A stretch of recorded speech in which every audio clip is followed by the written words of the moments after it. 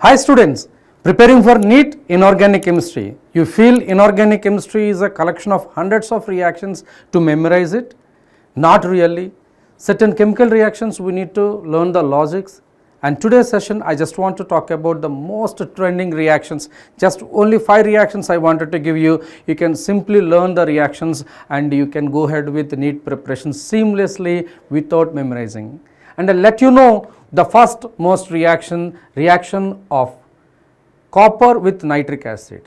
So nitric acid is such an acid, it reacts with various metals, and the reactivity depends on, and the products depends on what reactant and concentration of the acid and the nature of the metal. Let us talk about the copper. Copper is going to react with concentrated nitric acid, is going to give nitrogen dioxide. And copper react with dilute nitric acid is going to give nitric oxide. So the entire reaction is same, only one thing makes the difference. With concentrated nitric acid you got nitrogen dioxide, a brown vapor, and with dilute nitric acid you are going to see nitric oxide. If not zinc, what are you going to see? Zinc is going to react with concentrated HNO3. The same scenario, you are going to get zinc nitrate. And also let us see, you are going to see the formation of water. And any metal react with concentrated nitric acid, it gives nitrate and nitrogen dioxide. That is it. If zinc react with dilute nitric acid, the same products are going to be formed as it is, like zinc nitrate and water, and makes it here nitrous oxide. So see, when you write the reactions, this is the hierarchy, what makes the difference you need to learn. Moving ahead, so this reaction improvising you to know how the p block elements is connected to the reactivity of the metals. Also you can see reaction of chlorine with sodium hydroxide. Children, you remember always one thing, any non-metal react with alkali, it is being disproportionation reaction, like sodium hydroxide react to dilute sodium hydroxide react with chlorine, gives rise NaOCl and NaCl. See, the oxidant state of chlorine is 0 and it is going to be -1, it is going to be +1, it is going to be absolutely disproportionation reaction.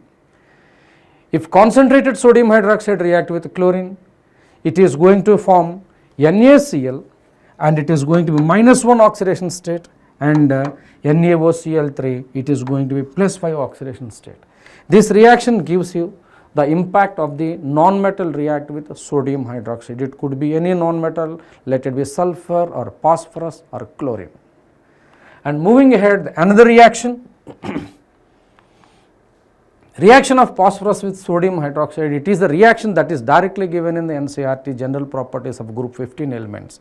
So it is going to give white phosphorus react with sodium hydroxide concentrated in the inert atmosphere of carbon dioxide, is going to give you disproportionation, phosphine and sodium hypophosphite is formed. And this is a reaction that is involved in the preparation of phosphine, properties of white phosphorus and properties of sodium hydroxide. So one shot 3 birds, you can say. And moving ahead, the reaction of ammonia with chlorine. The product depends on if the chlorine is excess, if ammonia is an excess. So let's see, if ammonia is taken in excess, you are going to get ammonium chloride and nitrogen gas. And if chlorine is taken in excess, you are going to see NCl3 and HCl as a nitrogen trichloride is formed. And this reaction tells you the variation of the concentration of the nitrogenous component ammonia with the non-metals like a chlorine. And moving ahead, the last reaction, boron is going to react with halogen, it is going to give rise its corresponding boron halides. So the impact of this reaction gives you the Lewis acid strength of this BF3, BCl3 and BBr3 and BI3. The Lewis acid strength comes in this way. So we are expected to have the BF3 is going to be the most Lewis acidic, but it is going to be the least acidic due to p-pi back bonding. So learn the reactions in such a way that so you don't get confused and write the reactions and practice as a cheat sheet or route mappings.